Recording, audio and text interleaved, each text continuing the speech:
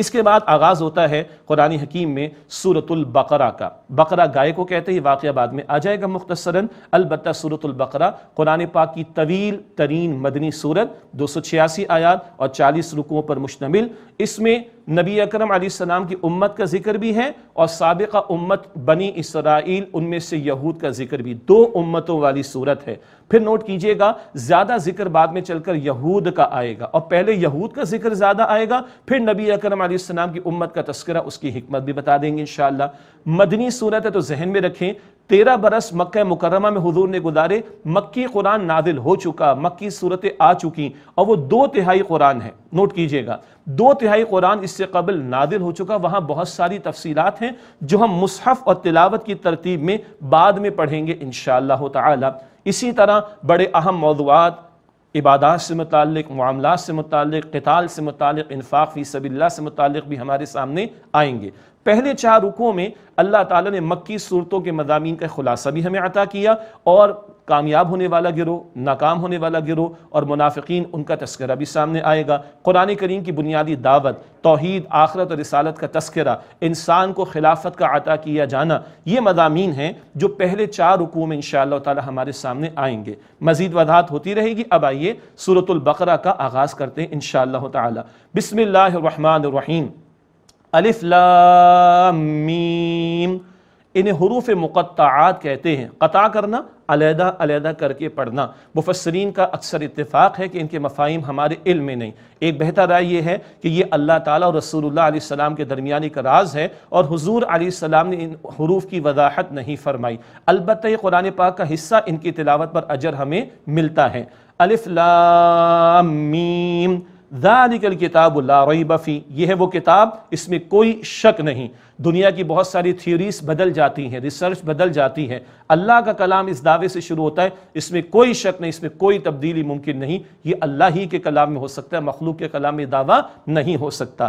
یہ ہے وہ کتاب. ایک اشارہ، صراط مستقیم مانگ رہے ہو، اس کتاب کے ذریعے صراط مستقیم عطا ہو رہی ہے. مگر کنہیں ہدایت ملے گی؟ آگے فرمایا ہدی للمتقین، متقین کے لیے ہدایت. یہ قرآن پاک کا اولین تعارف. اس سے ثواب ملتا ہے، اس سے برکت بھی ملتی ہے. البتہ پرائمریلی، بنیادی طور پر قرآن حکیم ہدایت کی کتاب ہے. اچھا، ہدایت کن کو ملے گی؟ للمتقین، متقین کو. متقین کون ہوتے ہیں؟ خوف خدا رکھنے والے، گناہوں سے بچنے والے. اللہ تعالیٰ انہی لوگوں میں ہمیں شامل فرمائے. آگے 5 صفات آ رہی. قرآن کن کو ہدایت دے گا؟ متقین کو. تو قرآن کی تعلیم کی روشنی میں کیسا کردار آنا چاہیے سامنے، کیسی صفات آنی چاہیے سامنے؟ پہلے گروہ متقین کا بیان فرمایا الذین یؤمنون بالغیب، جو غیب پر ایمان رکھتے ہیں، ظاہر پرستی میں مبتلا نہیں، زندگی کا ایک براڈ اور بہت بڑا ویژن رکھتے ہیں، اور عالم غیب پر بھی وہ ایمان رکھتے ہیں، غیب کے معاملات پر بھی ایمان رکھتے ہیں. یہ پہلا تقاضا. الذین یؤمنون بالغیب، وہ جو غیب پر ایمان رکھتے ہیں، ویقیمون الصلاۃ، اور نماز قائم کرتے ہیں. ایمان کا دعویٰ ہی نہیں کرتے، اس کے تقاضوں پر عمل کرتے ہیں، نماز قائم کرتے ہیں. ومما رزقناہم ينفقون، اور جو ہم نے انہیں رزق میں سے عطا فرمایا اس میں سے خرچ کرتے ہیں. بدنی عبادت نماز بھی ادا کرتے ہیں، مالی عبادت خرچ بھی کرتے ہیں، جان و مال کو اللہ کی عبادت کے لیے لگاتے ہیں. سبحان اللہ. والذین یؤمنون بما انزل الیک وما انزل من قبلک، اور جو اس پر ایمان رکھتے ہیں جو اے نبی علیہ السلام آپ پر نازل کیا گیا اور جو آپ سے پہلے نازل کیا گیا. یعنی براڈ مائنڈڈ ہیں. پچھلی تمام وحی جو پچھلے انبیاء کو عطا ہوئی ان سب پر ایمان، اور اب آخری پیغام محمد مصطفیٰ علیہ السلام کو عطا ہوا اس پر بھی ایمان.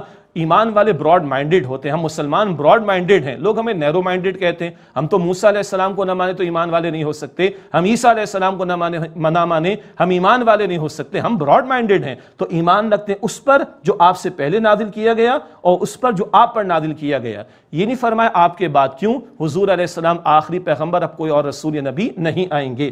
وبالآخرۃ ہم یوقنون، اور وہ آخرت پر یقین رکھتے ہیں. ایمان کا اگلا سٹیپ ہے یقین، اور یقین دل میں ہو تو عمل سیدھا ہوتا ہے. جتنا آخرت پہ یقین پختہ، ہمارے اعمال اتنے درست ہوتے چلے جائیں گے. اللہ یہ صفات ہم سب کو عطا فرمائے.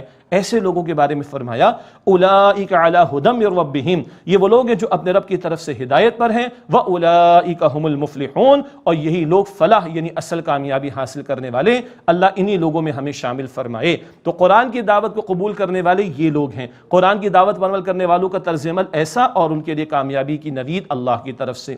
دوسرا گروہ ہے کافروں کا، کھلے کافر، ابو جہل جیسے لوگ جنہوں نے جانتے بوجھتے قرآن پاک کی دعوت اور نبی اکرم علیہ السلام کی دعوت کو رد کیا۔ اب ان کا تذکرہ اگلی 2 آیات میں، ان الذین کفروا سواء علیہم، بے شک وہ لوگ جنہوں نے کفر کیا ان کے حق میں برابر ہے، انذرتہم ام لم تنذرہم لا یؤمنون، اے نبی خواہ آپ ان کو ڈرائیں یعنی اللہ کے عذاب سے ڈرائیں یا نہ ڈرائیں وہ ایمان نہیں لائیں گے۔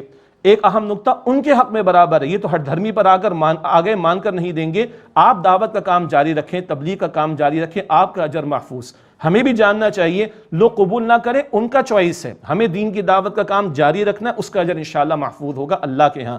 تو ان کے حق میں تو برابر ہے جنہوں نے کفر کیا، آپ انہیں ڈرائیں یا نہ ڈرائیں، یہ ایمان لانے والے نہیں۔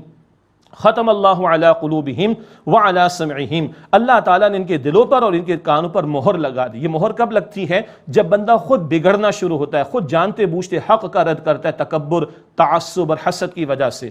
سورہ صف کی آیت نمبر 5 میں اللہ کے قانون ہدایت کا یہ نقطہ بیان ہوا، فلما زاغوا ازاغ اللہ قلوبہم، جب وہ خود ٹیڑے ہوئے اللہ نے ان کے دلوں کو ٹیڑھا کر دیا، جانتے بوجھتے رد کرنے والوں کو اللہ نے پھر ہدایت سے محروم کر دیا۔ ختم اللہ علی قلوبہم وعلی سمعہم، اللہ نے ان کے دلوں پر اور ان کے کانوں پر مہر لگا دی، وعلی ابصارہم غشاوہ، اور ان کی آنکھوں پر پردہ ہے، ولہم عذاب عظیم، اور ان کے لیے بڑا عذاب ہے۔ اللہ اکبر، ان کی آنکھوں پر پردہ ہے۔ یہ وہ لوگ ہیں جنہوں نے جانتے بوجھتے انکار کیا۔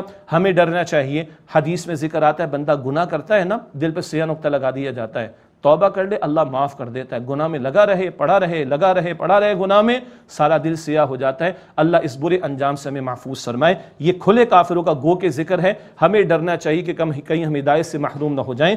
فرمایا کہ وَلَهُمْ عَذَابٌ عَظِيمٌ، اور ان کے لیے بڑا عذاب ہے۔ یہ پہلا رکوع مکمل ہوا جس میں متقین کا ذکر آیا جو قرآن پاک کی دعوت قبول کریں گے، اور کافرین کا ذکر آیا جو قرآن پاک کی دعوت کو رد کریں گے۔ اب اگلا رکوع ہے جس کو ہم تھوڑی دیر بعد سمجھیں گے انشاءاللہ۔ اگلے رکوع میں منافقین کا ذکر۔ یہ کون لوگ تھے؟ مدینہ شریف میں تھے عبداللہ بن ابی جیسے لوگ اور اس کے ساتھی جنہوں نے اسلام قبول کیا لیکن دل سے نہیں مانا، اور دنیا پرستی میں مبتلا ہوئے، اور دنیا کے مفادات کے بندے بن کر انہوں نے آخرت کے مقابلے میں دنیا کو ترجیح دی، اور جانتے بوجھتے حق کو انہوں نے رد کیا۔ ان کو قرآن پاک منافقین کہتا ہے۔ ناظرین کرام ذہن میں رکھیے گا، یہ تھے تو منافقین مگر کلمہ پڑھنے والے تھے، اور انہوں نے دل سے ایمان قبول نہیں کیا۔ رسول اللہ علیہ السلام جو جد و جہد جاری رکھے ہوئے تھے اس جد و جہد کا انہوں نے انکار کیا، اور اس جد و جہد میں انہوں نے شرکت نہیں کی۔ تو ان کا تبصرہ اب اللہ تعالیٰ اگلے رکوع میں ہمیں عطا فرما رہا ہے۔ اللہ تعالیٰ نفاق کی شکل سے میری آپ کی ہم سب کی حفاظت فرمائے۔ تو